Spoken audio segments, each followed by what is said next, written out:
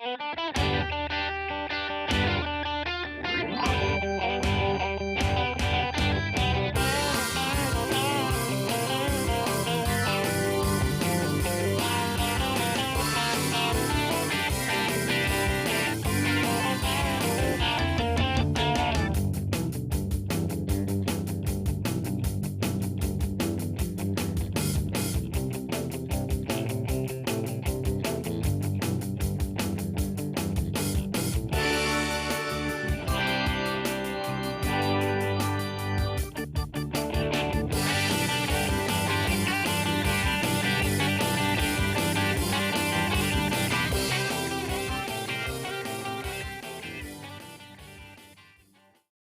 morning, everybody. You are tuned to Computers 2K now on the Nissan Communications Network. I'm Amnon, your host for the next couple of hours, along with Spence. Good morning. Good morning. And Nick is here.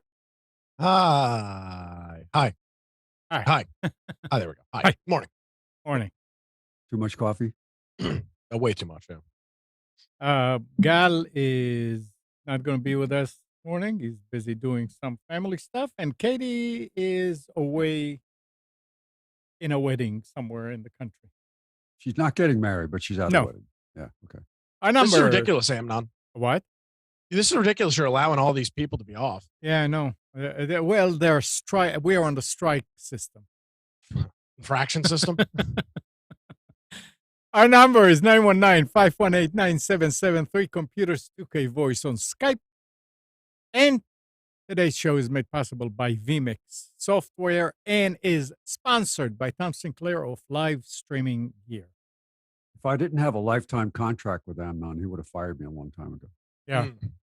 I mean, I bought the long-term contract. No, you guys have tenure.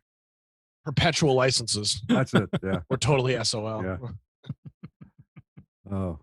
Amnon, I'll have to send them to you. I found pictures of us in the studio with Ted. Wow. Yeah. So I found them on an old drive. I saved them to a thumb drive. I just have to capture them and put them out. We got to get those up on the website. That'll be cool. Yeah, it's fun. I found my hat that the founder of Red Hat gave us. The red one. Yeah. Yeah. What was his name? I can't remember his name. He was doing Lulu. Lulu after that. Yeah. Yeah. Yep. Nice. Yeah, I have it here somewhere too. Anyway, so what's been happening this week? Anything to talk about? Oh, yeah. Windows 11 antivirus and device protection breaking with a new update. And it's out there. It's apparently not affecting everyone. But if you go and do a search on Windows 11 cannot start virus protection, it will take you to articles. So what message did you get? The symptom is literally virus, but you cannot scan or turn on virus protection of the different elements that are in Defender. Spence, it's what?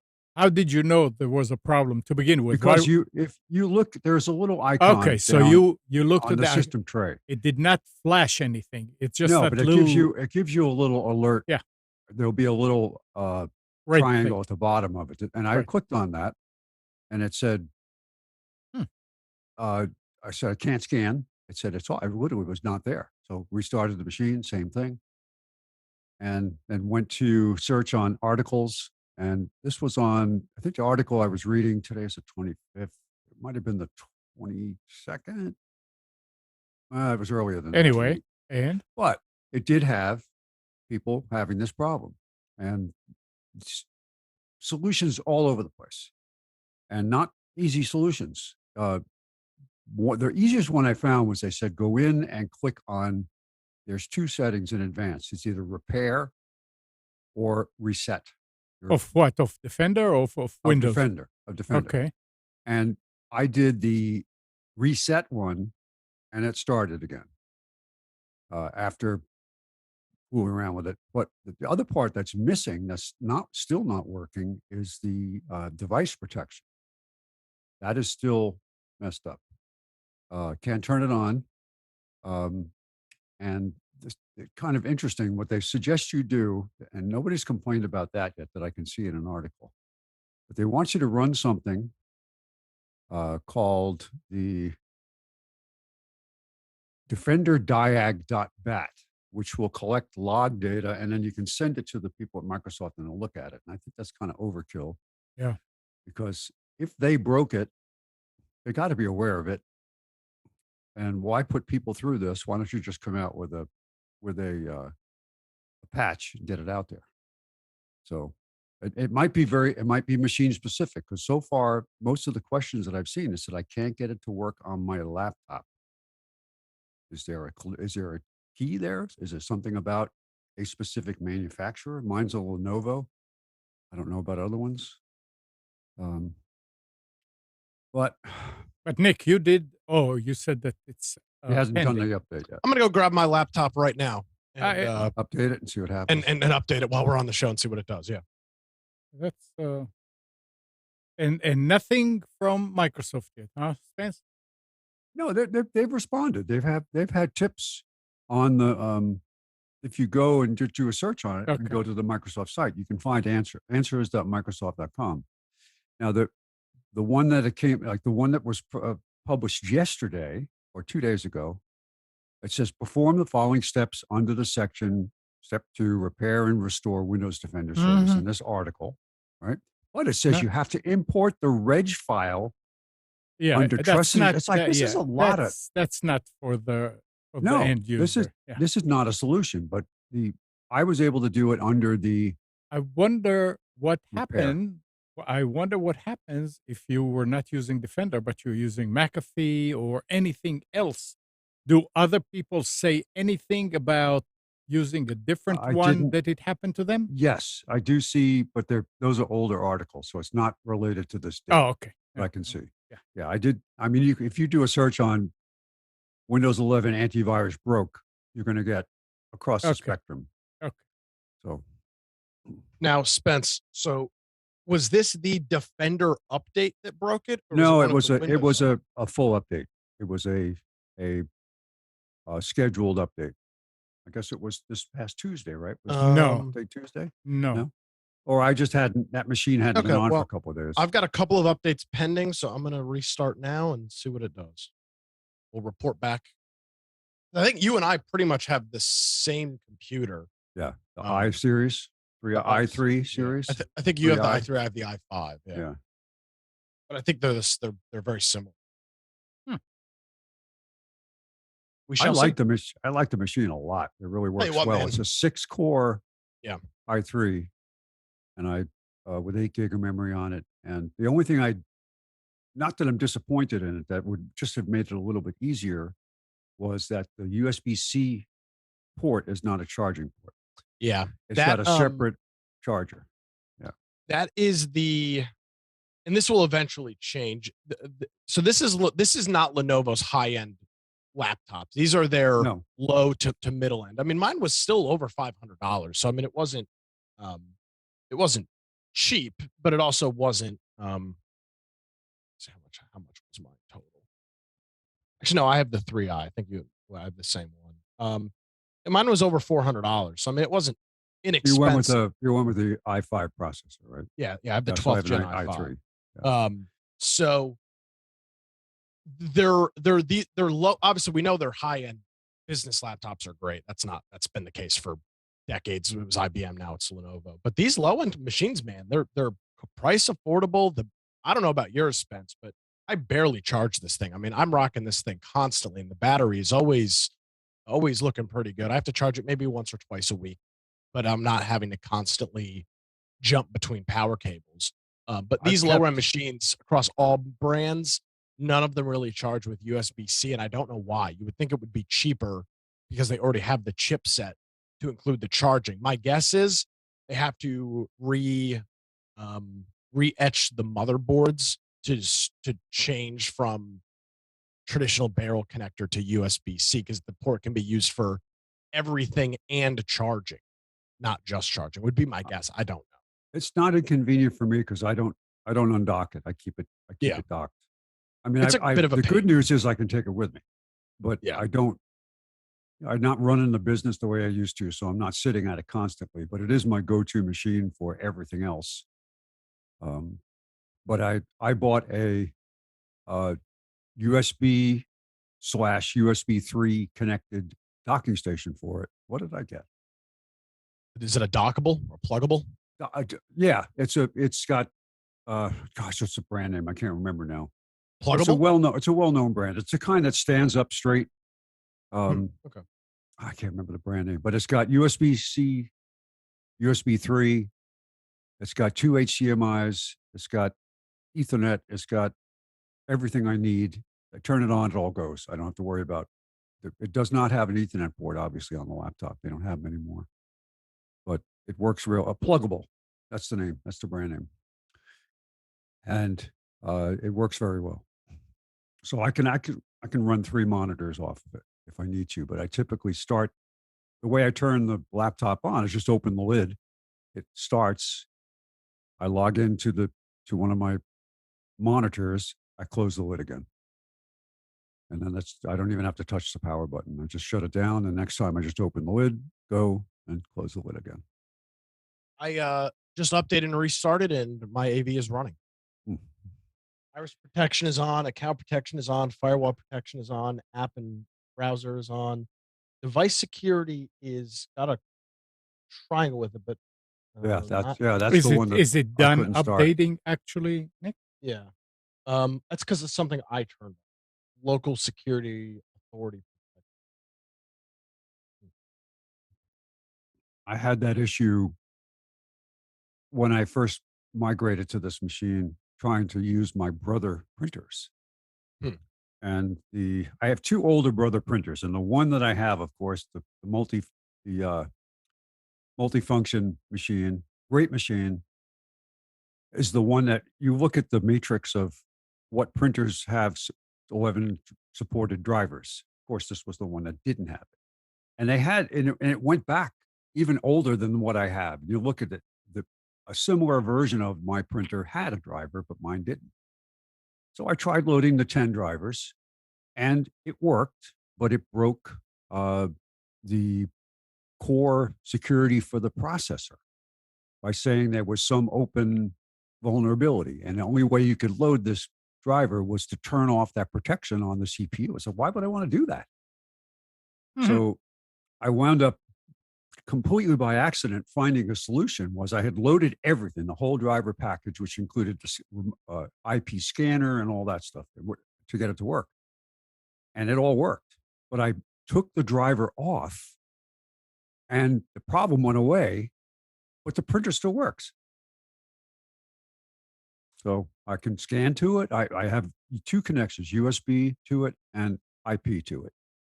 I have the Ethernet to connect other machines in the house to it, and the USB cable. So I've got 2 instances of that printer. I could pick whatever one I want, but I can scan, and it's like I'm happy. So it just went away.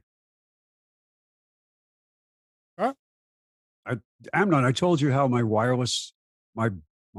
go-to wireless printer died or No, wouldn't connect anymore. no, you did not. I upgraded to AX Wi-Fi in the house, Oh, and you need to use the latest encryption. it's Well, not backward, they want you to use AES3 or AS2 or AS3, right? and it's not Encryption. backward compatible. That printer does not support that in wireless. But is the router does not support is not You can't. You have to either select version okay. 1 and 2 or 2 and 3. So the printer's supposed to support 2, but can't get it Wow, to work. there's going to be a lot of these out Yeah. there. So what I did was I just ran a cable to it Yeah. because it's in a closet in my office, and it just has a power cable going to it. It was really easy because it would connect wirelessly. So now I had to run a wire along the floor and tape it to the floor. You don't see it, but it was a Interesting solution. And they're Hmm. still chugging away. And you found that out how? Um, Also Trial by and error. Trial and error. I didn't find anywhere it says that it wouldn't work. oh, I deduced the fact that I could not get the wireless to connect. I took an older router, wireless router, and plugged it in, and it worked. yeah, And I tried to connect to the new one. I tried to dumb down the new one, and I honestly didn't want to do that. I want to turn yeah, off security yeah. features. So there was a Um, driver for the duplex, the the printer that's just a printer. That one did have a good Windows 11 driver though. ah, I'm not unhappy with it. They're working. you're not unhappy with it. Not unhappy. No, I mean Yeah. it took a little. I mean I always expect something to break. I mean, with the wire, it's faster. It is secure. It's fine. I mean, Yeah, I'd rather use wire. I use wires on everything. I mean, my printer has one of the printers that is uh, can use Wi-Fi, but it can only also use Ethernet. So I use Ethernet. I don't. I had for a while. I was going through my stash of stuff and just getting rid of everything that I didn't need. I've done this so many times and still wind up with a closet full of stuff. I don't know how it happens. And you found what? I found an older wireless N router. Might have been, yeah, wireless N router. And I had put a label on it said IP cameras only because I had some cameras early on. I had a D-Link and a Zomoto camera that would only work with wireless G.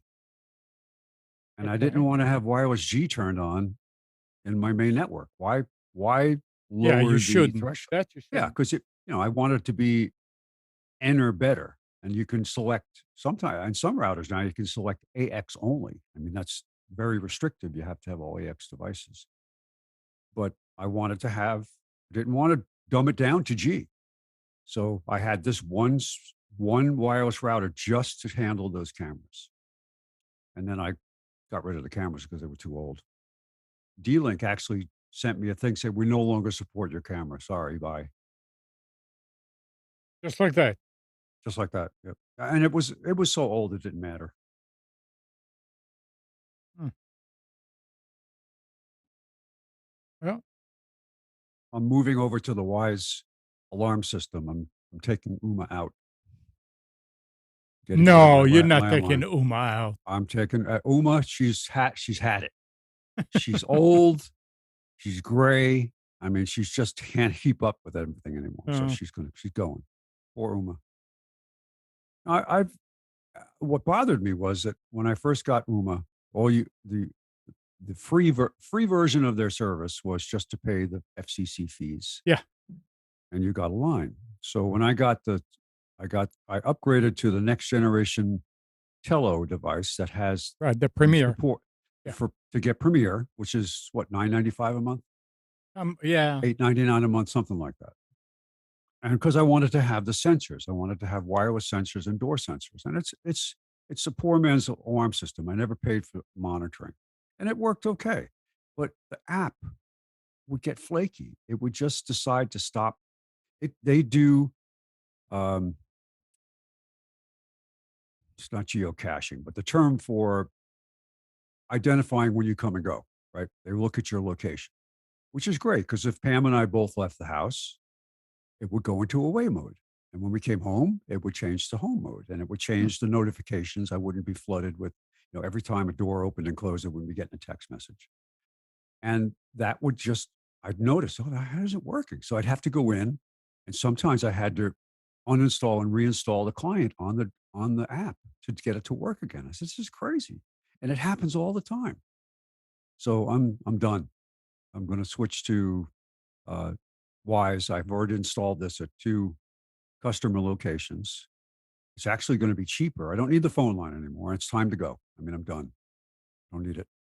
And It's only if I want monitoring, it's only $4.99 a month, and I can set filters and rules to say that I don't want them calling the police Right. unless there's certain circumstances, right? So if I'm home and an alarm trips, there's no reason for them to make a phone call, right? Anything like that. So I bought the Well, it depends. I mean, you can do the whole thing with the security code and the phrases and all that stuff. Like they call you, and if you give them a certain phrase, they know you're in trouble, and that you can set that all up. I understand, but we've always wanted something that was not monitoring, just to know when we're away that a door opened, something happened, a motion sensor tripped.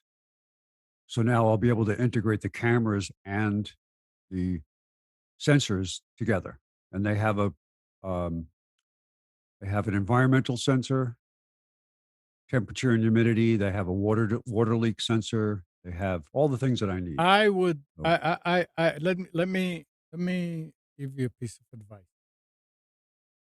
I would get, and I hope that you never need to use it. I would get the direct number of your fire department, because if you're away and you get something about a smoke detector or fire detector coming on, you yeah. cannot dial 911. From what do you mean? If Oh, you are in for where I'm. Virginia, if you're No, in Virginia, that's a good point because one thing that UMA did have in their app was that if you had a 911 button in the app that you could call your it and would it because doesn't matter where you were. didn't matter where you were because they were using your E911 location Okay. to make that call for you. So it would always go to Oh yeah, because it was sort of. I mean, because it was tied to my landline. with a cell So phone, I don't know that that's how no, it it works. won't. And that's a very good idea Yeah, is to get the police number the because I do direct. have the Yeah, I have the Apex Police non-emergency number and I have the right. um, fire department number. You're right. That's a Yeah, good plan. and hopefully you'll never need it. Hopefully, I never need it. Yep. But I'm about to go on that journey of getting rid of that stuff and Well, that and putting in my whole house water valve before I head back to Alaska this year. I have to have that in place. That just was one thing that made me nervous. I'll bet. Yeah, I have yeah. the one on my hot water heater that shuts off that, but that doesn't mean it. If something's leaking that doesn't affect the general area where the hot water heater is, it's not going to detect it, and that only turns off the hot water, so it doesn't turn off the Mhm. um, All right. plumbing. Yes. Um, Listen to this. The number of victims affected by a masked ransomware attack caused by a bug in a popular data transfer tool used by businesses around the world continues to grow as another organization tells TechCrunch that it was also hacked. Canadian financing giant Investissement Quebec confirmed to TechCrunch that some employee personal information was recently stolen by a ransomware group that claimed to have breached dozens of other companies. Spokesperson Isabelle Fontaine said the incident occurred at Fortra, previously known as Help System, which develops the vulnerable GoAnywhere file transfer tool. Hitachi Energy also confirmed this week that some of its employees' data had been stolen in a similar incident involving its GoAnywhere system, but saying the incident happened at Fortra. So this is not. I don't think. I never heard about GoAnywhere or file transfer, but apparently big business using. Nick, did you ever hear of it? Say it one more time. Go Go Anywhere. Did you ever hear about? Yeah. somebody bought them. Did Well, Citrix buy it them?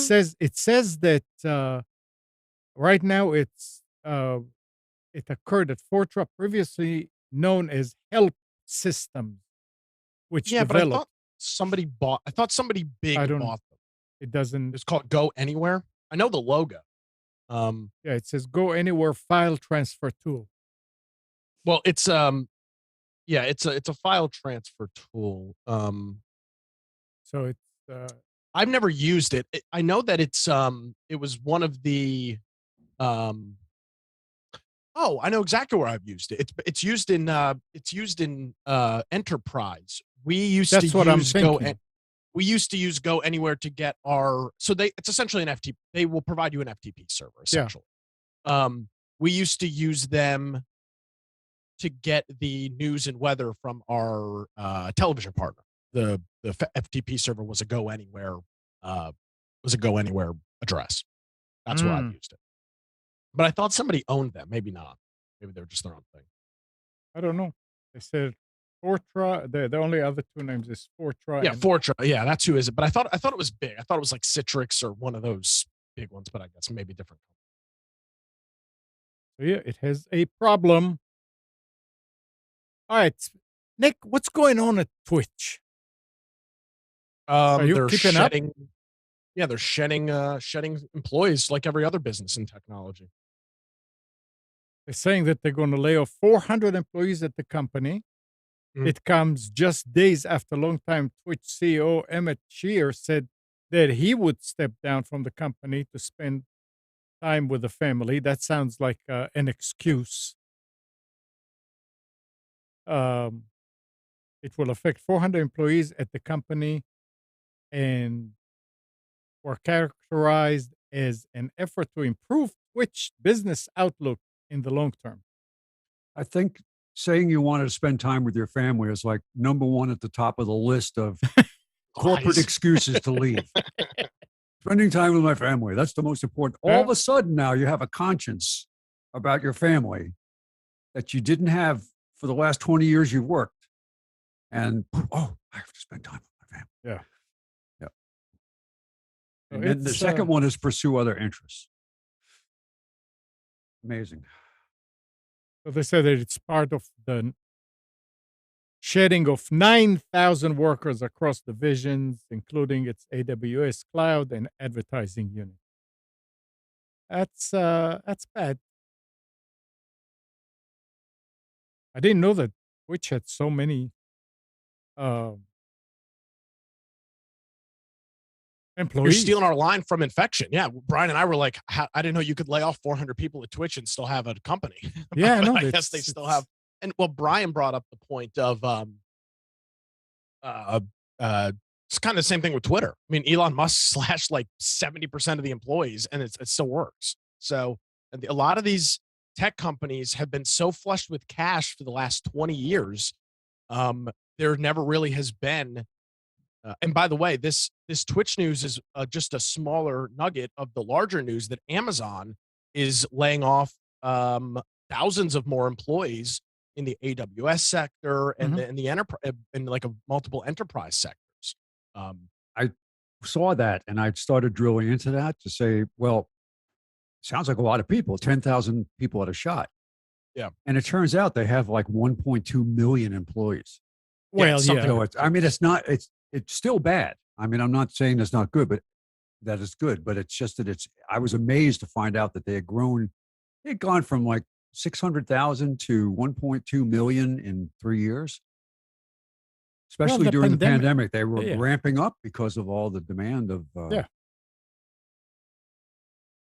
So it's did anybody see the story about how there's a whole, wait. oh, go ahead. Go ahead. Nick, Finish that. are we done with the Twitch news, or is there? Yeah, I mean that's it. The guy that's the new CEO, it was the president of the company, so I can't imagine there's going to be any dramatic change. He's not coming from From outside. somewhere else. I mean, he's an internal guy, so I can't imagine if there's going to be fire and brimstone in terms of changes. But who knows? Twitch is on the way out. We had a whole conversation about this Tuesday, Yeah. or in this case, Wednesday. It's just, it's it's not it's not 2012, 13 anymore. It's just it's that the era of video game streaming and the broad appeal of it seems to just be um seems to be kind of on the out. Now Twitch isn't going to go away. I mean it will never cease to exist. Um but I don't it will continue to drop. It only can. It's just I don't think there's as much interest as there used to be. It was the cool hot thing in the early 2010s, to be like, wow, look at this. I can watch this guy play a video game and, halfway across the world. And it was cool. That's very trivial now. So I don't think it carries the same weight. Well, What I was going to bring up was yeah. related to this, and that there, one of the latest stories is about how Apple is warning employees that they must come back to the office or lose their jobs. Hmm. And I heard someone, it was an analyst talking about the situation with labor force, and said there's a whole segment of the labor force that was insulated from the pandemic in that they were paid to stay home and paid well. They didn't lose money. They did their jobs from home, and they have not gone back to work. And they have an issue now that some of these people haven't left their houses. It's a psychological thing. There's still a fear. And someone was talking about this and saying that they knew someone that hadn't been in a grocery store in 3 years. Everything was delivered, and that they continued to work that way. And there's a psychological element out there now that they're trying to figure out how is this going to play out? Is it going to grow? Is it going to stay stable? Is it going to go down? That there's a whole part of society that doesn't want to get in an office again. And you see it now. Apple warns employees they must come back to work or lose their jobs. That's a big deal for some people. Yeah. Which makes no sense to me. But Well, I'm at the office all I the time. understand if you're still wrapped up in the whole fear thing, and some people are still doing, and I can't speak to that. I'm not, but I just there are people that were wounded by this whole thing. Hmm. You know, in a bad way. I mean, their whole outlook on life has changed, and you see what's going on in Los Angeles with the teachers union. No. Is Yeah, they don't want to go back to work. They don't want to. They're It's just incredible. They're saying we can't go back to the classroom. It's like what? What are you talking about? The LA story is pretty embarrassing. It's not Oh even the yes. teachers union that's striking, it's the support staff that's Oh yeah. striking, and then the SEIU. teachers union is Yes, they're is not striking, but in solidarity, in solidarity. They don't canceling want to go back school. to work because Yeah, what is it? SEIU is the union, right? yeah, yeah, and The other, it's the the service support staff, workers. it's the custodians, it's the all of the other support staff in the school, and so because of that, the teachers are striking. Yeah, the I don't understand. custodian cannot go back to the school. I mean, I'm gonna clean the bathroom from home. That's it. Yep, yep. Uh, all right. Um, did any of you ever use? Well, here's the story. After almost 17 years online, file hosting veteran Zippy will shut down at the end of the month. Anybody? I never heard of a Zippy but I read the story and it sounds like how come I never heard of it? It was a free file sharing service, and they were complaining that the reason why they're going out are twofold. Mainly because people were not using them much anymore, because they did not have any bells and whistles. They were the same as they were 17 years ago. And the other reason is because of ad blocking. Because I guess they were supporting themselves with ads, and because of more and more ad blocking and browsers that do it automatically, it got to the point where, well, we can't support it anymore. I did not see how many people were working there or anything like that. But so I'm assuming none of you heard of Zippy Share. In- Nope. Interesting.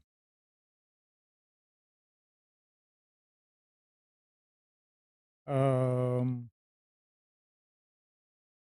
I don't know if I got that thing about Chat GPT, but there was something about Chat GPT that they're now allowing it to read the web. There is an update, so they will allow it to read the web, so you can get newer info. It's like I can have I can have it read it for me, but it gets to the same thing about you go and you search on the web, you really have to use your head to realize what's junk and what's not junk. You have to do the same thing here. And for those people that use it without uh, checking on it, fact checking, that can be a disaster. Skynet gets attached to the internet. And there it goes. Well, I don't know. Yeah, you're right, because it's only my programming has always been until now the input of people. Yeah. And if you Well, have, well, it's still that. I yeah. mean, but it can, if you think about it can multiply an error.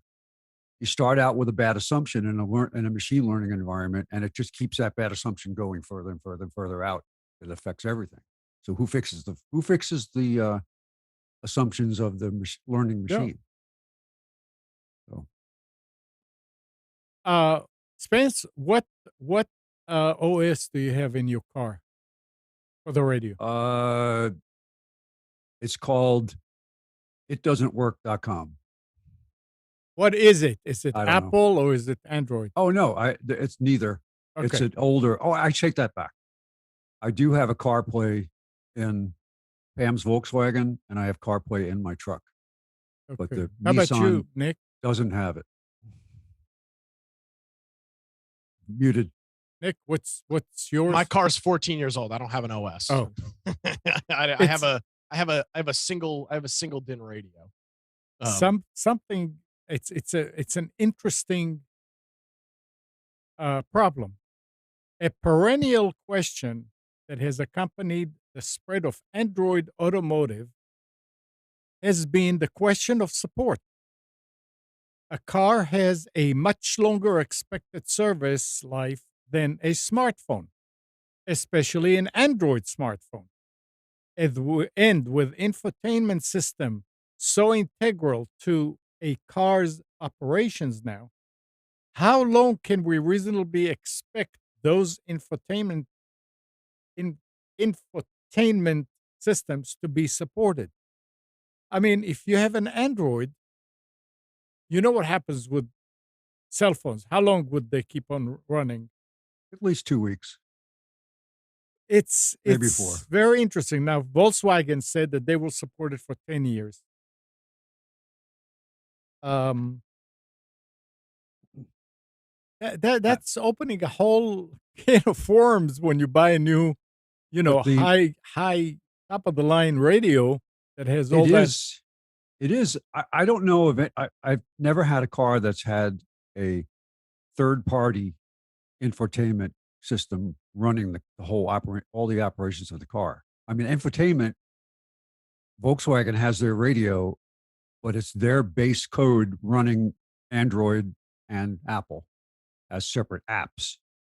So I don't know, what does it mean in the future. They're going to have they have to have their own underlying control system in the car. Now cars have hundreds of processors talking to each other through a network Right. in the car. It's most of them, I believe, are proprietary. So we're speaking just about infotainment then, right? Yeah. Yeah. Yeah. I see it going to the point where you have a, a process, just have a system that can be upgraded and have the OS change. Why not? Why can't you get to the point where this open and just say, well, I'm going to download this OS for my car and that's what I want. Separate infotainment system. You can buy licenses to whatever you want. That would be nice. But the Eh, dealer makes a ton of money. I remember I could get an upgrade for the Nissan, like a just an update, not doesn't really add any new features. I have to go in and pay for it to wow. have them do it. Oh, For a and 2015 car, it has very, very archaic infotainment features. there was also a story, I think it was Kia, that said that they will keep buttons on the dashboard because touch screens are dangerous, are more dangerous, which is also an interesting. Yeah, but you have to touch the knobs to turn on the air conditioning. You have to Yeah. touch the knob on the radio to turn up the volume. I guess touchscreens imply that you have to look more. I mean, it's not, yeah, it's not like, the old days. I mean, you could do the whole thing without even looking. You turn the radio on and you press the third button Yeah, for, and that was it. those Um, days are gone. yeah, those days are gone. Yeah, that's a good point. You used to be able to turn on the radio without looking if you had to. Yeah. It's kind of a gray area with the rules that they have for distracted driving. 'Cause when does a basic radio system get too complicated that you shouldn't touch it? I remember a friend's daughter had an accident, and it's not my fault. I was changing the station. Literally, Yeah. I that's what she mean, said. It's not my fault. I was changing the station. it's interesting because if you turn on the navigation, it tells you that you should stop and do it. You should not do it like that, but in the Ford anyway. And you can override it, but at least they tell you that. Now, here's something else that if you're not familiar, you have to look and read it. I kind of have an issue with. I have directions turned on most of the time from using navigation, but I like to see the screen. I like to see the map Mhm. because I would like to consult the map to see, okay, this exit coming up, is there anything unusual about this that I need to know before it says turn here? So I do look at it, but Yeah, I guess it's not going to be as bad once cars have all these sensors that to brake the car if there's something front, and that all of them have. I know some have it. I, for a while there, I thought that there was going to be a lot of development with heads up displays, Yeah, that would and it just be. hasn't really taken Yeah, off. no, nope. Amnon, you should buy a car that's got your own helmet, like people in helicopters have, where you can just look. I mean, you Yeah, look at stuff, and it looks, it's got a little yeah, laser that points on sure. your eye and tells you what you're looking at in the So cockpit. you look at everything except the traffic. Yeah, Right. Yep. But no, yeah, I mean it's a problem if you want to buy a used car and you get into it and the stereo is just not, it's not doing what it's supposed to do, and you can't get it updated. Now you have to, if you really like the car, you're gonna have to replace the stereo. And if that's an issue for some people. Like in my Nissan, it's the whole pod is the radio. There is no DIN opening. You can't. You can buy a third party replacement for it, Mhm.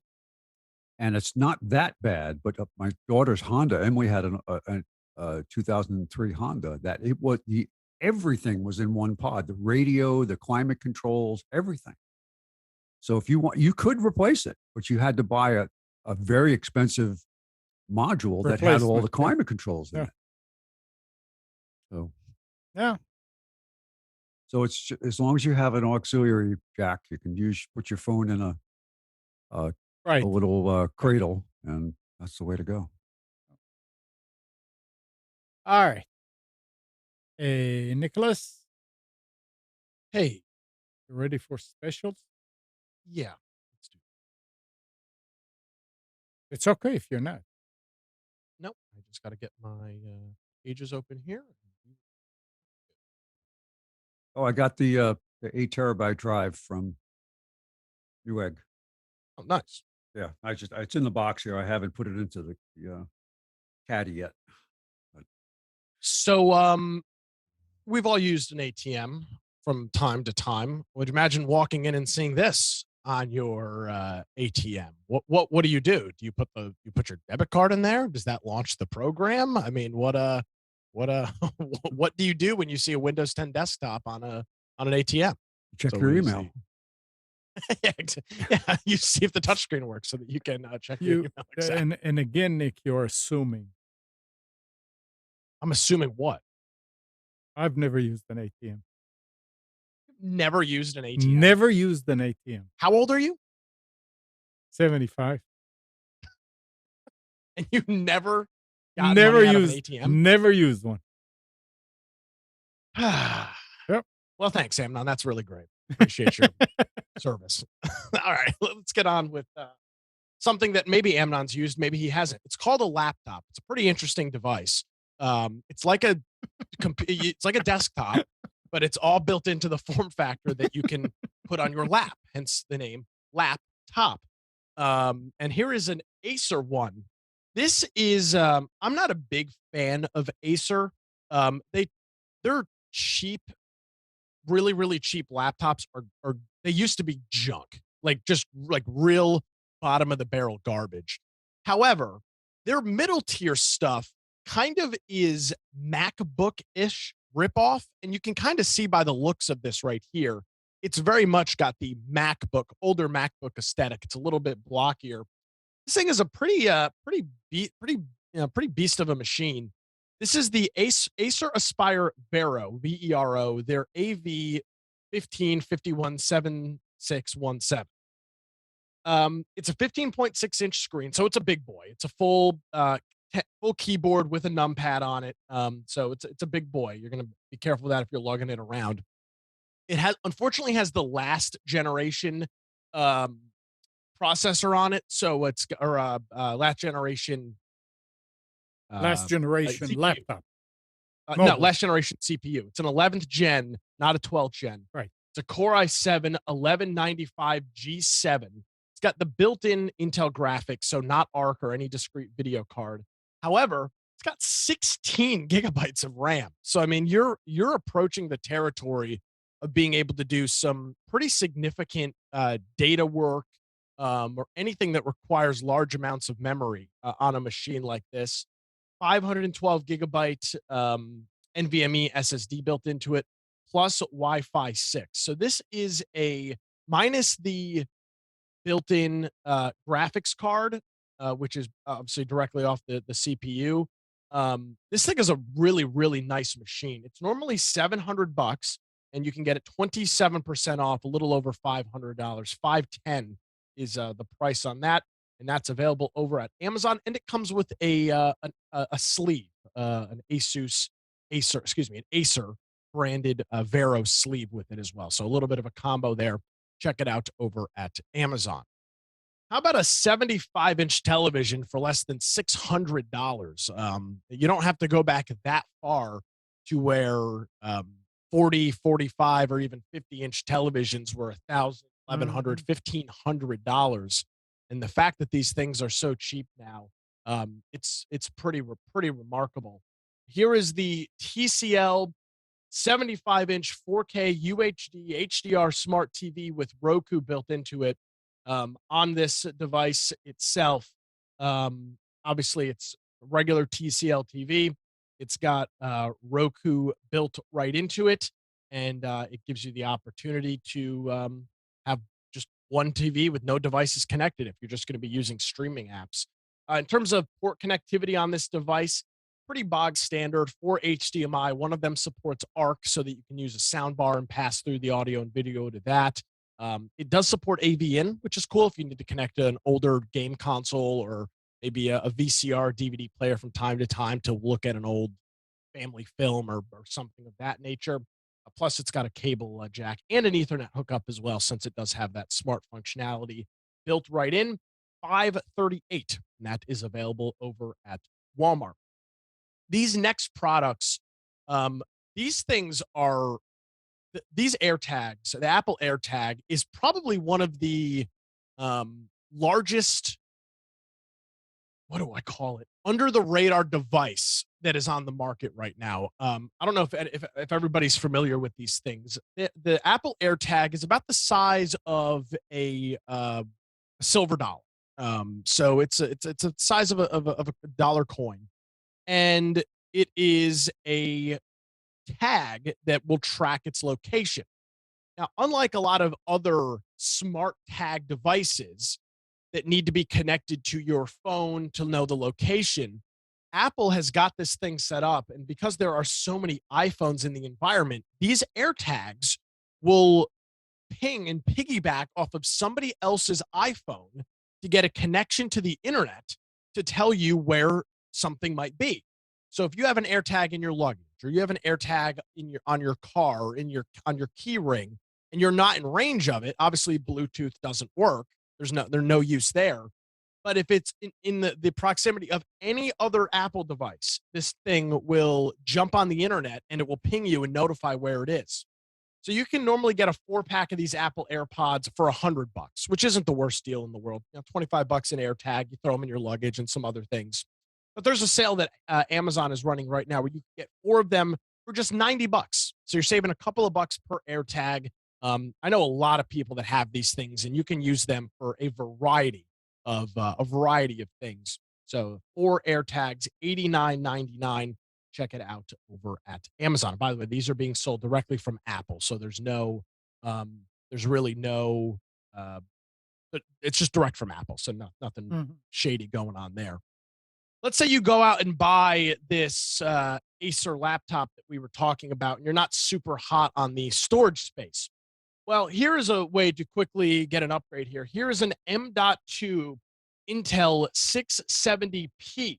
This is a PCIe NVMe solid state device, a solid state storage device that you can slap into any laptop or any device, I should say, that's got an M.2 slot. So you can quickly expand a laptop from 512, 256 to 2 terabytes. I do want to say buyer beware.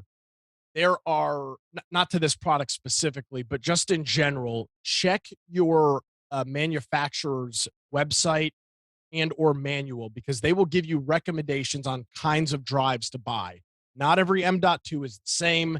Not every PCIe drive is exactly the same. So you're going to want to be aware of that. This is a pretty box standard one, though. This is coming directly from Intel, their 670 Pro series. There's a slick adaptation you can make to this and buy a little M2 caddy. You can do that as well. And a USB 3, which would be a very handy 2 terabyte lug around, USB drive. So, yeah, and they sell those. And I think we've even had those on here before. Yeah, really. So for this plus maybe a $20 caddy for about $100, you can have a 2 terabyte portable drive. If you want something a little bit bigger than a flash drive, but like something that you wanted to image computers to or from, this might be a pretty good solution for that. So it's normally $100. It's on sale, $20 off, available over at Newegg. Next up, to go along with your TV, I don't care how much you spend on a television. You can literally spend $5,000 on the top of the line Samsung or Sony television. The internal speakers are garbage. The TVs are so thin that there is no way, and the bezels are so thin that there is no way to put front addressing speakers. So everything fires down, and down firing, you don't sit under the TV to watch it. You sit in front of the TV. So these down firing speakers just really sound like garbage. So no matter what kind of TV you're buying, even the cheapest sound bar really can make a huge difference. So to go along with the TCL television, here's the TCL Alto 8 Plus. This is a Dolby Atmos 3.1.2 channel soundbar with a wireless subwoofer. So you put the main soundbar obviously next to your television, you connect it via optical or ARC or something like that to get audio to it. And then it's got the wireless sub with it, which is pretty cool. Now the sub does need to plug into the wall, but it doesn't, you don't need to run stereo cables or any sort of coax to it. It will wirelessly receive the signal from the soundbar itself.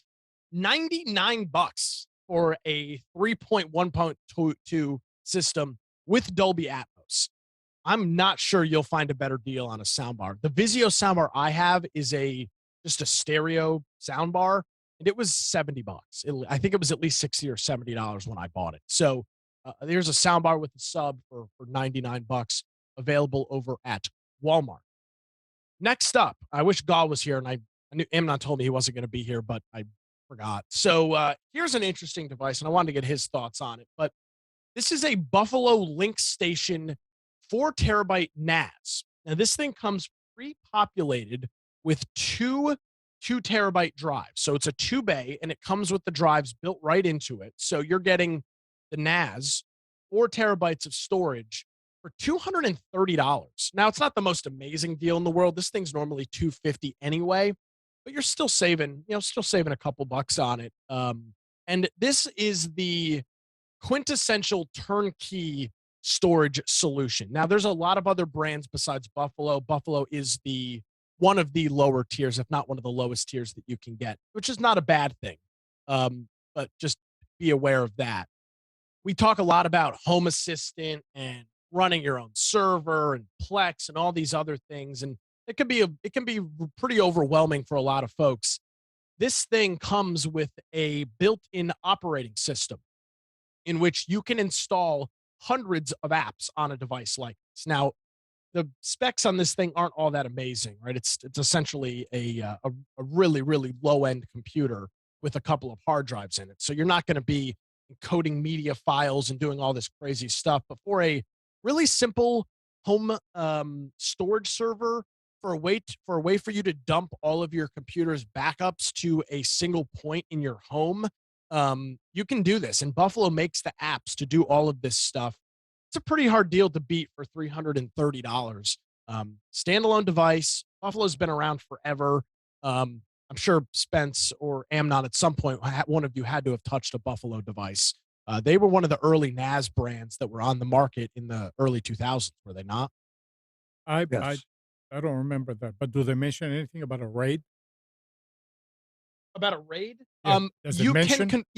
you can configure this thing. It's a two, Okay, so you it's a could. two, The 2 drive. Yeah. Yeah. so it's 2 drive. It's 4 terabytes, but it is set to RAID 1 by default. Okay. So it Okay. is 2 terabytes usable capacity, but you can reconfigure it out of the box for RAID 0, where you have 4 terabytes worth of capacity. It Yeah. really all depends on what you're going to do. If Okay. you're using this as a media server, maybe having a RAID isn't the most important thing in the world because you can rip your media again or get it again. If you're using it for your wedding photo backups or your children's home videos, maybe you want a little bit of backup. But I will note, even with a RAID on a device like this, you still have a single point of failure. Right. A power surge, a flood, a fire, or something else is going to destroy your backup anyway. So either way, you're going to need some sort of offsite storage with a device like this because somebody breaks into your house and steals your NAS, you're totally SOL.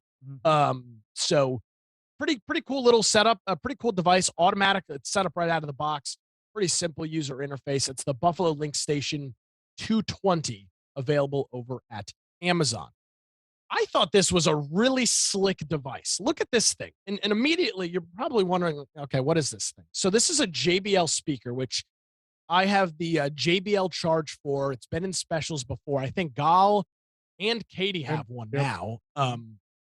It's the JBL just makes the best portable speakers that money can buy for their cost. So here's an interesting. This is the JBL Link Portable. So when you're at home, as you look, it looks like this thing is sitting on a coaster.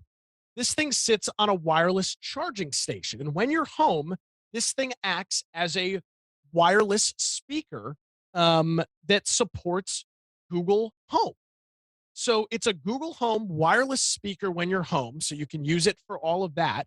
And when you're ready to go out to the beach, like I may or may not have done yesterday, you take it off of the dock, and it's just a regular portable Bluetooth wireless speaker that also still has some of that functionality built into it. So you can literally kill two birds with one stone with this thing. Have the speaker and in your house as your Google Home device, and then take it on the go with you, or maybe just move it around your house instead of having speakers in every room. Maybe you pick it up; it's in your kitchen. You bring it into the bedroom, bring it into your office, whatever it might be. This is normally a $200 device, and it's on sale for $60. So this is a deep, deep discount over at Walmart. The JBL Link Portable available for $59.99. This is one hell of a deal, and I have been so unbelievably impressed with JBL, and they even note in the product description, fully wireless and fully waterproof. So Ooh. it can take a couple of soaks. Now, you're not going to submerge it for hours, but I've had mine on the boat before, and it's gotten saturated, and it's totally fine. These things are meant in the description. It can handle accidental soaks or a few bumps and bruises. So these things are rugged and meant to be kind of tossed around. Really, really cool device for just $60. Speaking of really cool devices, I have never seen something like this before. This is the Ugreen 2-in-1 Bluetooth adapter. And it's called the 2-in-1 because you can set this to either transmit or receive. And it's as simple as clicking the switch between TX and RX. So what are some of the use cases for a device like this? For transmit mode, you can plug this into a MP3 player, something that doesn't have Bluetooth. You can plug it into a computer, for example. Most of those don't have Bluetooth built right in. A laptop, well, laptops do, but a desktop.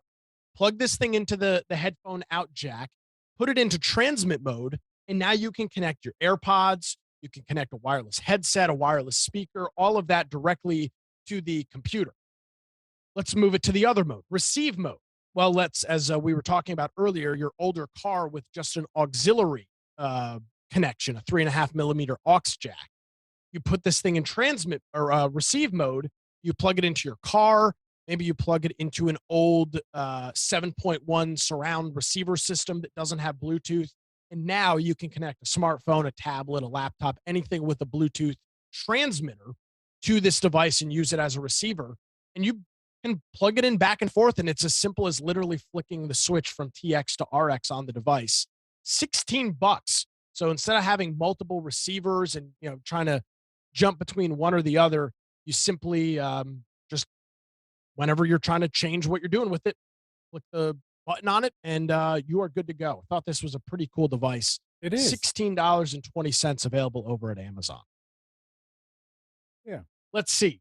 Next up, there's a lot of people that have they bring around their power strip when they travel.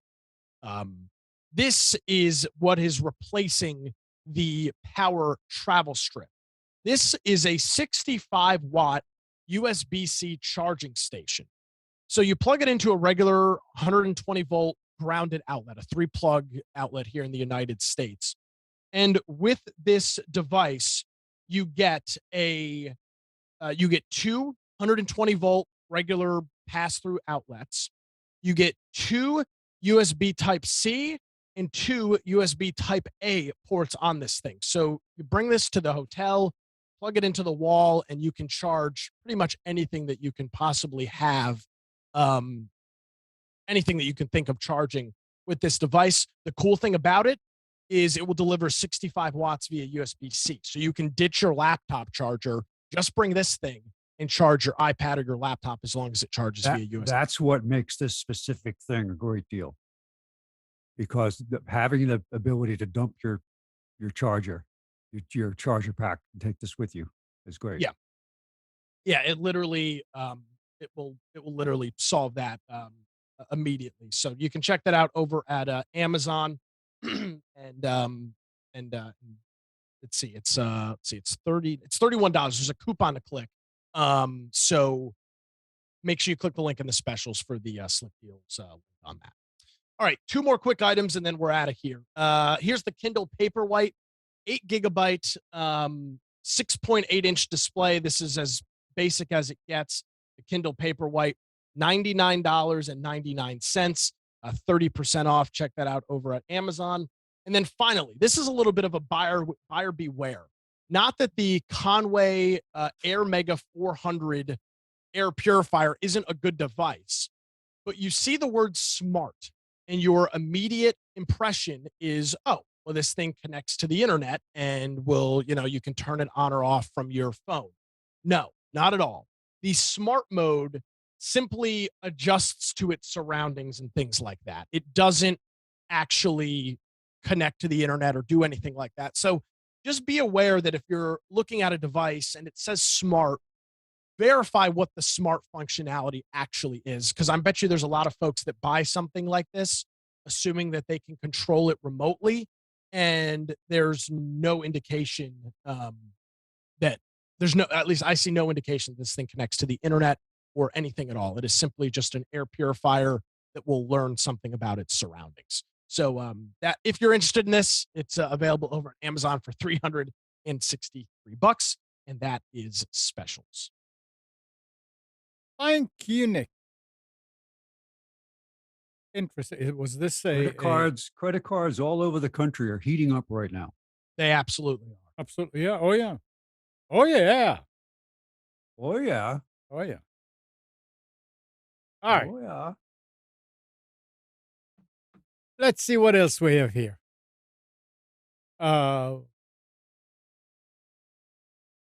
We heard about OneWeb.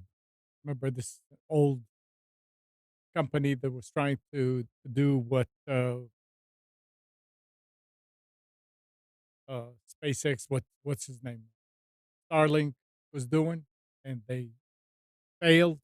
Well, British satellite company OneWeb is gearing up for the launch of its final batch of internet satellites, completing a constellation in low Earth orbit despite some hiccups along the way. OneWeb has been building an internet constellation in low Earth orbit since 2020, and it currently consists of 579 functioning satellites.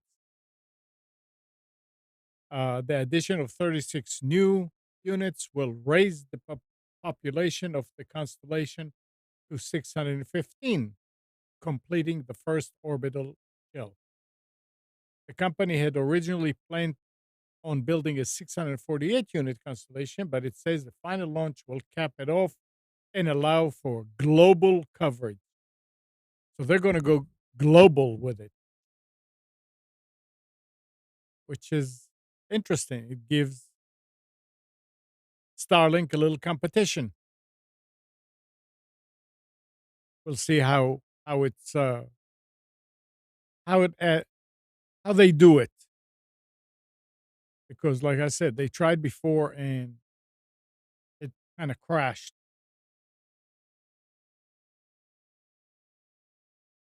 So, are you guys using any Spence, using any AI? I play with Chat GTP once in a while.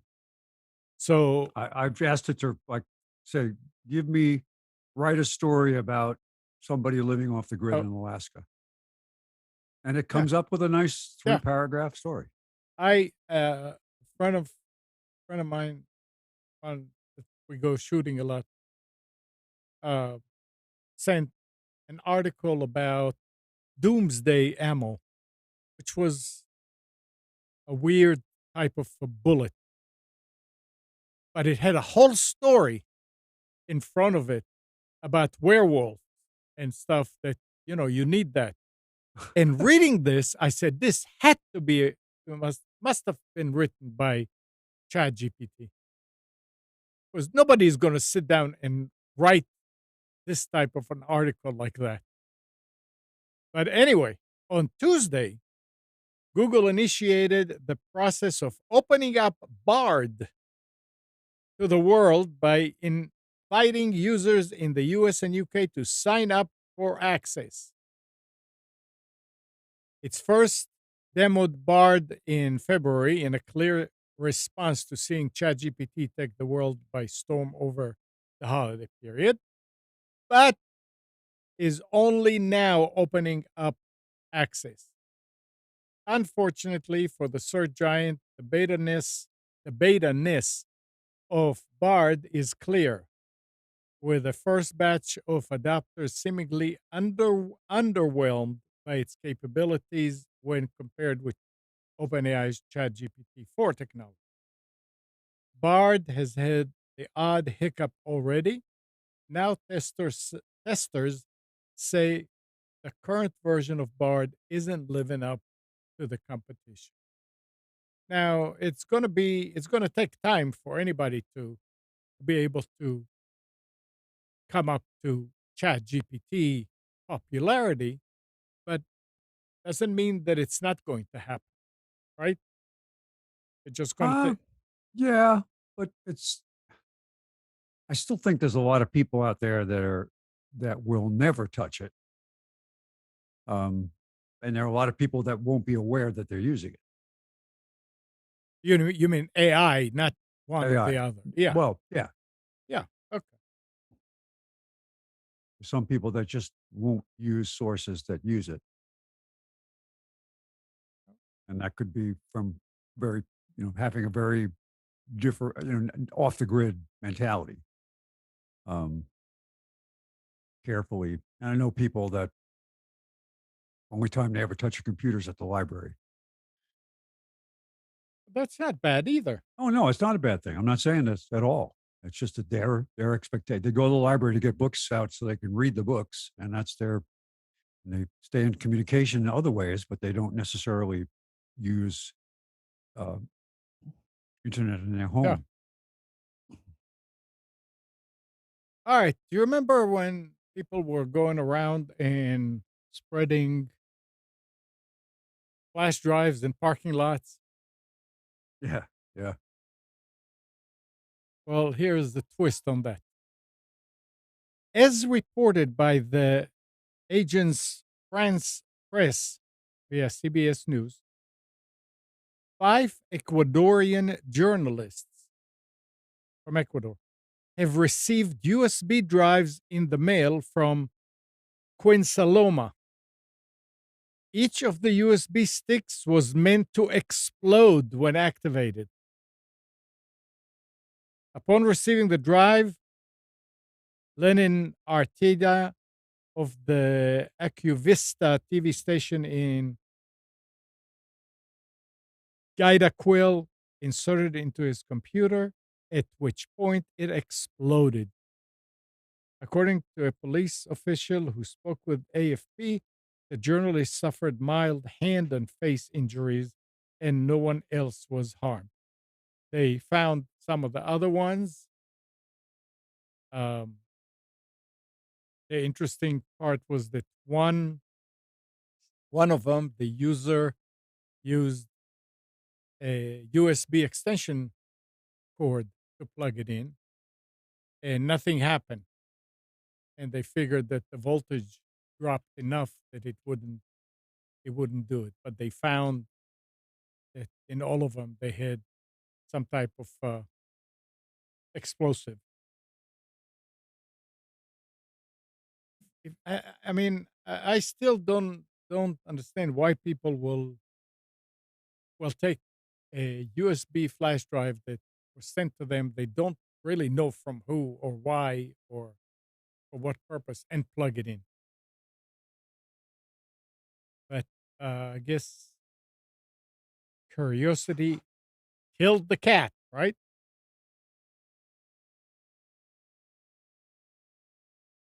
About Windows 11. Remember we were talking about. So I'll wait until Nick comes back. Um, Internet Archive had a kind of like a problem past week, a federal judge has ruled against the Internet Archive in a lawsuit brought against it by 4 book publishers, deciding that the website does not have the right to scan books and lend them out like a library, which is what they were doing and got sued. He decided that the Internet Archive had done nothing more than create a derivative works and so would have needed authorization from the book's copyright holders before lending them out through its National Emergency Library Program. I like that. National Emergency Library Program. But yeah, it's been going on for a long time. We talked about it before. That archive.org is the organization that keeps record of the internet, so to speak. And they also have stuff that has to do with books. And that's kind of bad. They said that they're going to uh, fight it and appeal it and all that, but we'll see what would happen. Nobody ever thought that they would go that the court will go against them, but hmm, apparently it did.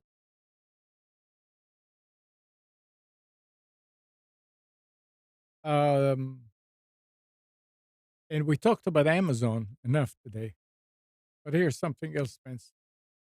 The Biden administration is planning to take action soon on at least 3 of its half dozen investigations of Amazon. Moves that could lead to a blitz of litigation to rein in the iconic tech industry giant. The FTC has been investigating the internet titan on multiple fronts, dating at least back to 2019, looking into its abuse of power within its online marketplace, as well as potential consumer privacy violations connected to its Ring cameras and Alexa digital assistant. The agency is also reviewing Amazon's purchase of robot vacuum maker iRobot.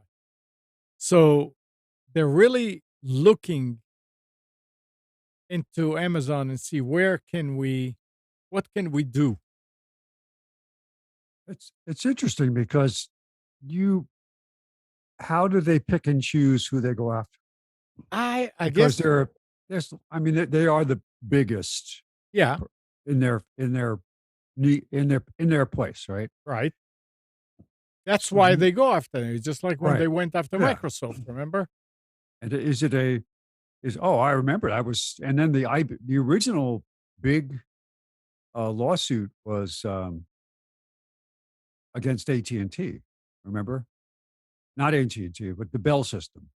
That's when they had that whole ant I forget what it was under the guise of what law, what do they call it? But they I broke don't up the Bell system yeah, because it was a monopoly. right. And I can't, like I said, I can't remember the law that it was done under. But IBM went through the same thing and won. They did they for years they had a whole department in Manhattan called IBM litigation just to fight that lawsuit. Hundreds of lawyers. And I remember going there a couple of times to work on machines back in the day in the 70s. But how how does it?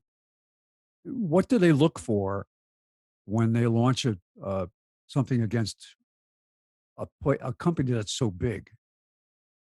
And Anything that they what can do they? anything that can throw it. Yeah, Yeah. there's no doubt that millions of people benefit from it, but at the same time, if they're using deceptive marketing or there are security holes that they now that would be I guess they would call it a division in Amazon, right? Where the ring is really an acquisition and being integrated into the Alexa family of products. Yeah, I don't know. Yeah. I noticed because I started to talk about uh, whole house backup generators. that suddenly Instagram, Twitter are flooded with ads About and well, about about ge generators. Yeah, huh. yeah. Actually went and contacted a vendor through Costco and a vendor through BJ's, and they responded and said, "We'll get you a quote and all this stuff." It's a lot more expensive than I expected it to be, but I'm getting ads constantly now on Instagram and Mm. Twitter. Oh, Oh, it listens. I told you the story about the mattress that somebody asked us about what mattress did we buy, and we were talking like at a kitchen table. The oh, only thing yeah, that was there, yeah. the only thing that was there was smartphones. There's no Alexa in the house, nothing. Mhm. Literally the next day, they started getting ads about mattresses just from the fact that their phones and our phones are listening to us. I mean, Yeah. it's not, we shouldn't be surprised anymore. Yep. Did you watch any of the TikTok testimony? Nope. Very Did you? interesting. Yeah, Okay. I watched excerpts of it. I wouldn't say I watched the full coverage of it, but it just confirmed what we already know That and made a lot of puffing and puffing and outrage. Um, that this the worst part about it is we're talking about the TikTok testimony, Nick, and how it was everybody was like outrage over the fact that they capture your keystrokes. Excuse me. Well, guess what? It's probably in the customer agreement you agree to when you load the software. It's yes, it did. We already knew all of this. What I find, and I struggle with this. It seems like that depending on the day and what side of the bed I wake up on is where my opinion kind of falls on the TikTok thing. Yeah, I'm the One same. side of it, of course, is ByteDance, the company that owns TikTok, has very high up board of director members or whatever they call it in China that are members, card carrying members of the Chinese Communist Party. That is and not a and the debatable. and the military. Yes, Yeah. exactly. So that's a given. And that's obviously a problem, no question about it.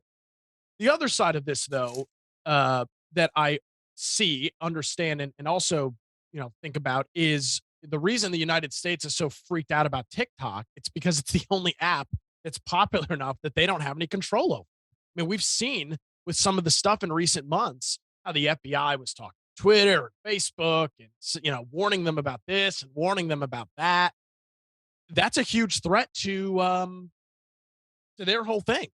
The idea that this could be there's this massive which by the way, they have over 150 million active users in the United States. That's nearly half the freaking population that is using this app.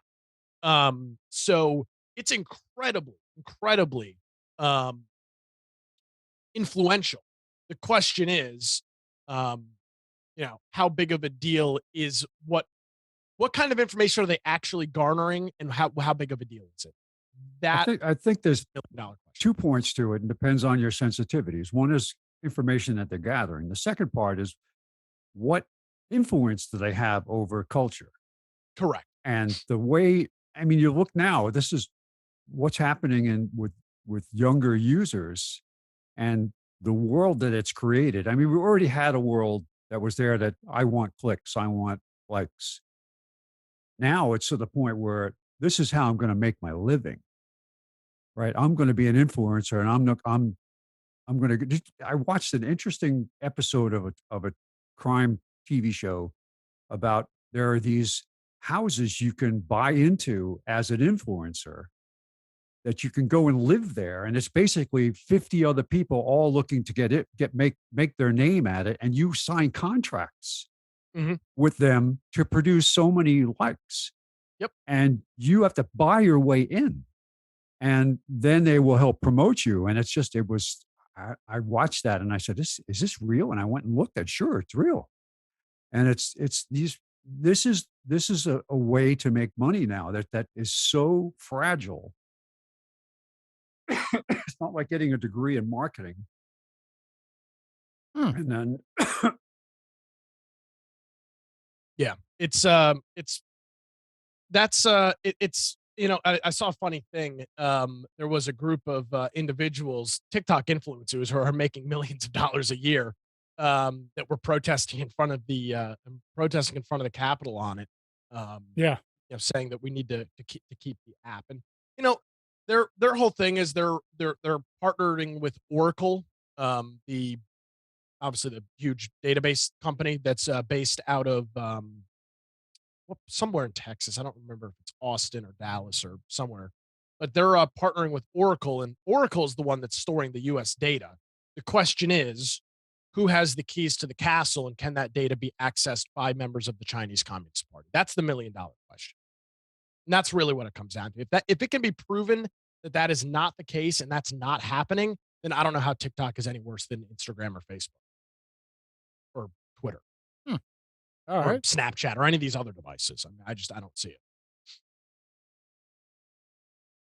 Okay. So I was waiting for you to come back. Remember, we were talking about installing Windows 11 without a Microsoft account. Mhm. So in Dave's computer tips this week, there were two ways. It says so you get to the screen that says let's add your Microsoft account. For the email, you can type no at thankyou.com and then click on next. Then it will ask you to enter your password. Type it anything that you want and click next.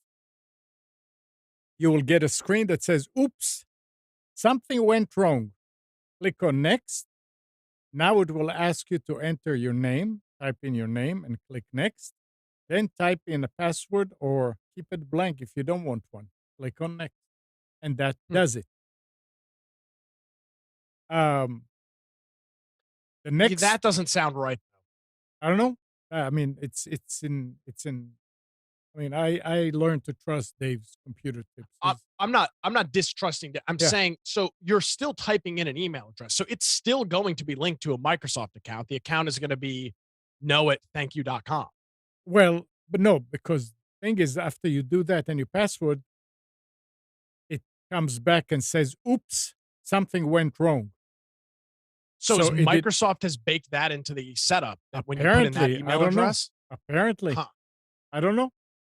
He did say at the end of the article about the two different ways that it could change any time with some update that Windows is Okay, then it is that, baked in that then. Okay. Microsoft. The other way it says uh, to force a local account with Windows 10 was not to connect to the internet during the installation. Windows 11 will not let you install without a connection, but you can try this. Disable your internet, and when you get to the screen, let's connect to the network, press Shift F10 on the keyboard. This opens a command window. Type in capital letters OOBE backslash bypass NRO and press enter. If this works, Windows will reboot to the network screen and you should see the option there to select I don't have internet. Then select continue with limited access setup just like Windows 10 to create a local account. See, when I tried that, Yeah. it told me to create a mobile hotspot on my phone. Wow. Literally, it said scan this QR code on your phone to learn how to set up a mobile hotspot. And at that point, I was like, you know what?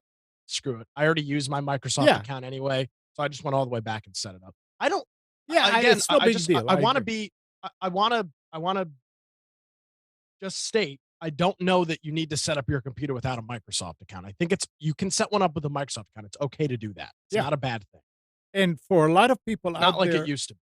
that don't know, if you have a Skype account, you have a Microsoft because Yeah, they that is true. accept that. Yes. So even if you had a Skype account years ago, you can still use it. Yeah, you can also might want to also create a new one. However, if you haven't Well, used the account in years and might have a weird name. yeah, and you have to find it. You're right. Yeah. Um, two U.S. men have been charged with hacking into a U.S. Drug Enforcement Agency online portal that taps into 16 different federal law enforcement databases. Both are alleged to be part of a larger criminal organization that specializes in using fake emergency data requests from compromised police and government email accounts to publicly threaten and extort their victims. Prosecutors for the Eastern District of New York unsealed criminal complaints against Sagar Stephen Singh, also known as Weep, a 19-year-old from Pawtucket, Rhode Island, and Nicholas Serraulo, 25, of Queens, New York, who allegedly have went by the handle Convict and Ominous. So they said that they belong to a cybercriminal known as members of Vile, who specializes in obtaining personal information about third-party victims, which they then use to harass, threaten, or extort the victim. A practice known as doxing. Um, Oh yes, infamous doxing. yep. So the short advice here, and everybody should follow it: don't go for any of these. You get an email, like, delete it. Now, if you are involved in any criminal or sensitive activities, you may want to worry about it and try and look into it. But it's really not. These guys know how to get to you and how to get your money. And I don't know that anything is going to come out of it if they actually did anything. If you actually try to look into it. Guys, feeling better? Uh-oh. You're Yeah. muted. No, yes. Thank you. I have it still muted. Yeah.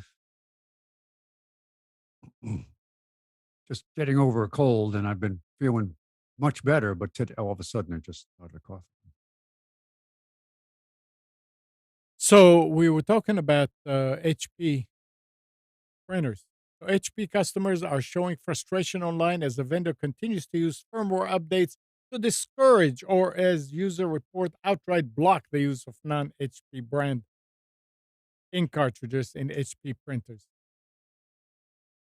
Even though they already went through some lawsuits and all that, they still are doing it. And they keep on doing it. The only thing I can say, hey, they're claiming that it is it is needed for better operation of the printer, but we know for a fact that we always refilled our ink, bought refilled cartridges, not from the, and everything worked great for years, until it came to the point where HP is trying to make a little bit more money. So they are saying, no, no, no, no, you can't do that because you have to use ours. Oh well. And parents, listen to this. Utah's governor has signed two bills that could upend how teens in the state are able to use social media apps. This is coming from Engadget. Under the new laws, companies like Meta, Snap, and TikTok should be required to get parents' permission before teens could create accounts on their platform. Interesting. The laws also require curfew, parental controls, and age verification features. The law could dramatically change how social platforms handle the accounts of their youngest users. In addition to the parental consent and age verification feature, the laws also bar companies from using a design or feature that causes a minor to have an addiction to the company's social media platform. And Well, how do you determine that I they're know, addicted? I know. For now, it's not clear how Utah officials intend to enforce the laws or how they will apply to teenagers' existing social media accounts. Both laws are scheduled to take effect next March. Where is this again? Utah. Yeah. Okay. I think I heard about this. It's interesting. Well, I don't doubt the need for it. In yeah, I should say in many cases, but not in Yeah, all I mean, cases. it's just going to have to find the right place and the Yeah. right enforcement of it. But that I mean, they're going you to come can't up. take the you can't take the place of parenting. I mean, No, parenting has to be there, and that's part of the problem. Is you've got parents who are and I don't think it's going to be too far in the future when they figured out a way around it, how to fake it. yeah. So canceling a subscription should be just as easy as signing up for the service, the FTC said in a proposed click to cancel rule announced last week. If approved, the plan would put an end to companies require you to call customer service to cancel an account that you opened on their website. The FTC said the click to cancel rule would require sellers to make it as easy for consumers to cancel their enrollment as it was to sign up, and go a long way to rescuing consumers from seemingly never-ending struggle to cancel unwanted subscription payment plans for everyone from cosmetics to newspapers to gym membership. Not to mention It's also auto pay on bank accounts for loans and things like that. When you have to be able to change that, and it's not easy to do. oh, Some people never. sign up for. I mean, that's the worst thing I think you could possibly do, and some people are forced to do this is to sign up for auto pay to pay from a bank account, from a checking account. And once you give them access to take a payment out of your account, it's really hard to get to basically turn it off. Hmm. I mean, I Okay. shouldn't say that it's really hard. I should say that it's abused to an extent. That some people find that they're, especially people that have issues with credit, that they have a hard time once they. This is why you everybody should be using a service called privacy.com. You go to privacy.com, you link your bank account, your routing number, and your account number, your routing number, whatever, and then you generate burner credit cards for services. Excuse me, not burner. You can generate burner cards. You can also generate stuff for services. So, for example, Spotify, $8.99 a month. You set a $9 limit on this card, and if you now obviously it's easy to cancel a Spotify subscription, but if you're using some maybe less than ethical, maybe you have some subscribe to some less than ethical service, and they won't cancel the payment. That's why you use privacy.com. You just revoke the card, and then they can continue to bill it and charge it all they want, and it won't go through. I use that for everything. Anything that I'm buying that's a subscription or anything that I'm buying. Um, I mean, I literally use it for everything. I will generate a card for anything and everything um, through privacy.com. They're not a sponsor. They don't pay me. Um, but it's a really cool service. How did I'll they put my make money? they must skim off the transaction. I mean, they must have a deal with the Visa and MasterCard to Yeah. skim because they don't charge anything, and it's My not like there's no MasterCard fees. my MasterCard actually had a virtual card. They still have it, Mhm. but it used to be per transaction. You could generate one. Now Yeah, they want you to create one and give it a lifetime and a limit. and you can do that too. Yeah. So I just put my link in there if anybody's interested in signing up. I think we both get $5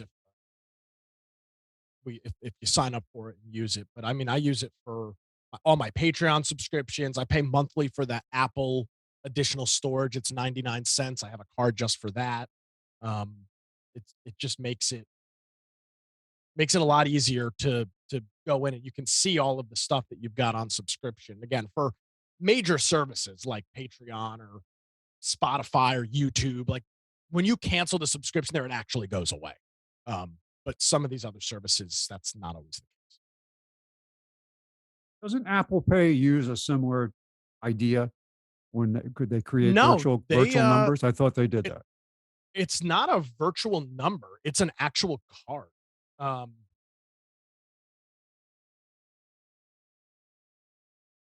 So it's just a virtual card. I signed up for Apple Pay, but I don't have an Apple card Um, because If you have Apple Pay, you have a card. but I don't remember ever signing a credit agreement with them. You don't. It's not a credit agreement. It's not a credit agreement. It's a because It's a virtual card. it's a In other virtual words, yeah. card. Yeah, because It's kind of like PayPal. if you go to your wallet, and click on Apple Cash, Yeah, I um, don't have any money I in ha- Apple Cash. I have a card number. I have an Apple Pay card number that ends in a 4-digit thing. Hmm. I've only just started to use that occasionally. I was lucky I had it with my phone with me. I went to get a haircut one time and didn't bring my wallet. And the person who I go to accepts transactions that way. And it was just made it easy for me. But Yeah. I'm not going to go out and do this all the time. I have Cash App, I have Venmo, I have Zelle. And I Now, what had I do those. use is the Apple Wallet constantly. I mean, if Oh, I any do use place that. yeah, Yes. because my bank, it's a local credit union, so they're not very big. Um, their cards don't have the um, RFID tag or whatever it is to do the touch payment. So Yeah. I just have my card loaded onto my phone, and I I think mean, that's I what used I'm. it Friday. I used it at the Sheets in Raleigh on Friday. I used it at a barbecue place in Durham on Friday. It just works. I think that's what I'm using. I don't think I actually have the other account because I used my existing credit card to register so that I could use the RFID part of it. So that's what I'm Yeah, doing. I'm not actually getting the. but if you do you have your iPhone with you right now? I do. Open it up, go to the wallet app, and you'll see all your cards. You will see an Apple Cash card. I almost guarantee it. I think Okay. it's part of an Apple account. And it I don't know takes how it works. and when you pay, it takes the money out of one of the main. You choose. Yeah. So like when you Yeah. tap your phone, it'll pop up and like so I have my default card is my debit card that's on my phone. So whenever I tap, it'll pop up and say, well, you want to use this card. I double tap the lock button and it goes through. But I can also select to use the other card if I want. Actually, all I see here is my credit card and some other membership cards, and it says Apple Card reboot your credit. I don't have it. I apparently don't have it. So you don't see it above your Reboot debit your card. credit card. Yeah, Cash. credit card like any other, and it's a. They're trying to get me to apply now. I don't have it, Gotcha. so I just use it to. I have my credit card registered there for using the pay service, but it doesn't use an Apple credit card. So that's what I thought when I did this. I didn't think I was signing up for another credit card. Yeah. So here Yeah. I don't um The Apple Pay is pretty cool. So I guess I do technically have an Apple. I don't know if it's I don't it's not a credit card because you have a balance. So it's assume it's a debit card. I don't know how it works because you can't overcharge. You can't charge more than you have Yeah. on the card. So I don't know how it works. It seems to me like it's a limited debit card. I'm not sure exactly. Well, that's how the PayPal debit card works. If you have money in your PayPal account, it will use it, and if you don't, it'll take it out of the PayPal credit account. Well, it'll either take it out of the PayPal credit or it will directly or it'll just Oh, grab it from your bank account. But yeah, I don't the yeah. Apple card I don't think can do that because they don't have my bank account information. I never set any of that up, I don't Hmm. think. And I don't have a physical card because they do also have an Apple credit card that is a physical metal card, an embroidered, or not embroidered, embossed Um, metal card with the Apple logo on it. It's apparently really snazzy. Um, so so how long have you been using that privacy.com? um, Roughly. years, Okay. at least 5 or 6 years, if not longer. And you have not never had any problem, never heard of problems with using it. The company is solid. I can tell you the first time I used it, February 2019. It's the first time I used it. Oh. Oh. I did a transaction for $4.99. So yeah, I've been using it since, and it's really great.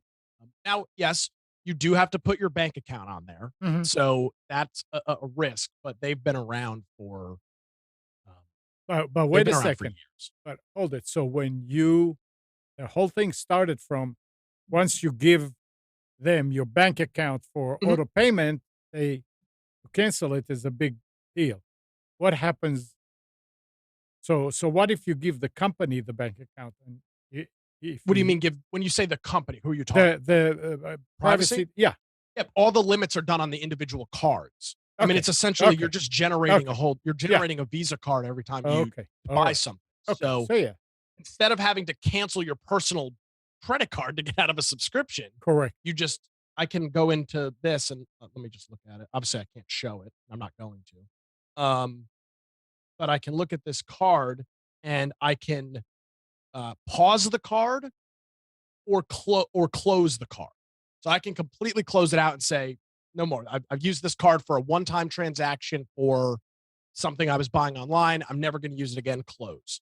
Or I can pause the card if I'm uh, arguing with a company over a payment. I can pause it so they can't charge it, and then if I use that card elsewhere, I can just re-enable it after. And if you don't do any of the above and you don't load it with money, they can charge all they want. They're not going to get any. Well, you don't load it with it's so the way that it works is like this. You No, um don't show. Just say it. I'm not. I'm going through the process. So you set a nickname for a card. So we'll Right. call this C2K. And then you set a limit. Now you can do a couple of things. You can do single use. So you use the card once. One transaction hits and it auto closes. Okay. It is a literal burner card. Then you can do per month, per transaction, per year, or total. So those are your four other options that you can set depending on the service. So for example, I have a Carbonite card. I think Carbonite's like $69 a year. So I have the card limit at $75 a year for the card. So if they jack up the rate to $80 when they go to bill it next year, Then it's just gonna it'll decline. okay. Which is helpful in that regard too, because then I'll get an email Yeah. and I can say, Yeah. hey, this is more than I wanted. Either bring the price down or cancel my account. So Correct. I find it to be incredibly useful. I really do. Good. And the only And the way, other thing, I've had situations before where I've been in front of a computer, but I've left my wallet either in the car or somewhere else, and I Yeah. can log into privacy, generate a card, and use it online. Yeah. Or if you're really lazy and your wallet's in the other room, and you're like, "Ah, I tell you what, man, I can't be bothered to get up and walk 2 rooms away. You can also do that. and the only way that they make money is from getting some kind of a fee from the. They must. Hmm. Now they do have, I'm looking at it now, they do have plans.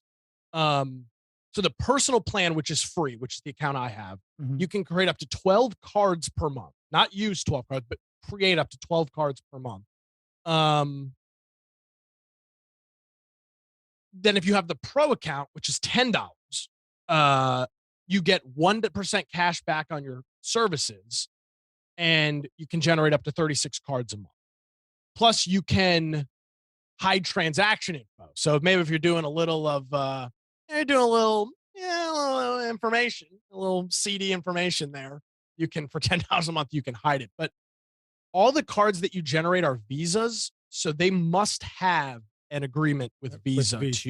Yeah. to just skim a Yeah. quarter of a percentage of a transaction. Maybe they're or a something. bank.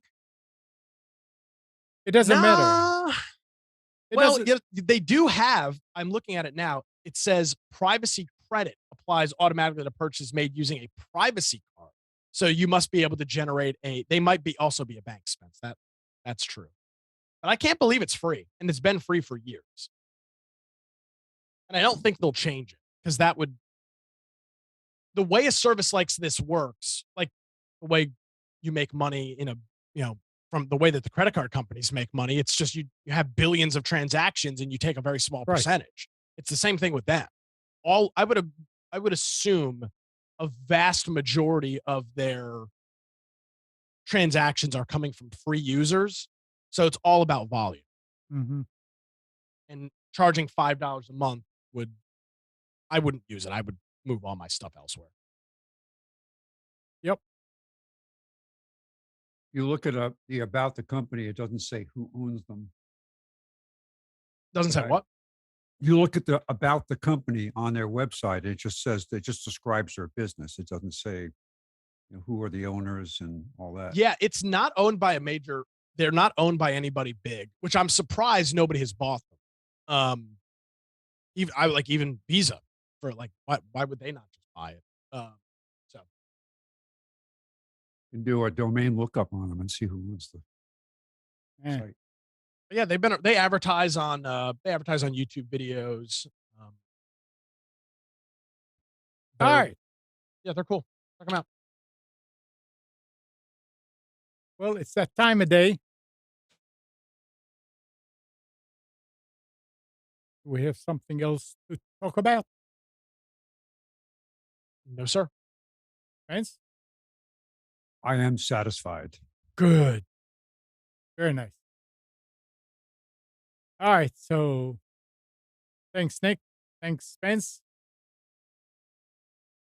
And good morning, Kathy, Hannah, Nabil, Mac, Norm, JD and Donna, Dina, Mati, Eleanor, Sarid, Yaakov, and Yael. Thanks, everybody, for tuning to Computers 2K Now. We hope you enjoyed and maybe learned something from our time together. Remember to practice safe computing. Back up your hard drive and update your virus scanner. And remember to change any same passwords if you use them in multiple places. We'll be back here next Sunday at 9, but you can always reach us at computers2know.com. And again, Monday through Friday, 6 to 9 a.m., Nick is on Wilmington's 980 The Wave and 107.9 FM with his news and commentary show. You can tell your Echo device to play 980 The Wave. Or you can always go to the recordings at nickcraig.com. And Tuesday evenings, 7 p.m., Nick and Brian do the Infection podcast on Twitch. That's for survival games and gaming news and some politics there too. So Tuesday evening, twitch.tv/infection podcast, one word. See you next week.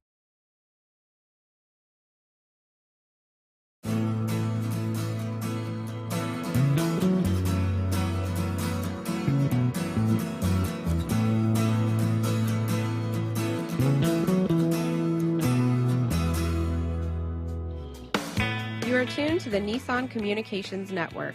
If you tuned in too late, you can always watch each program in its entirety or download an MP3 audio file of it in the archives section at nissancommunications.com.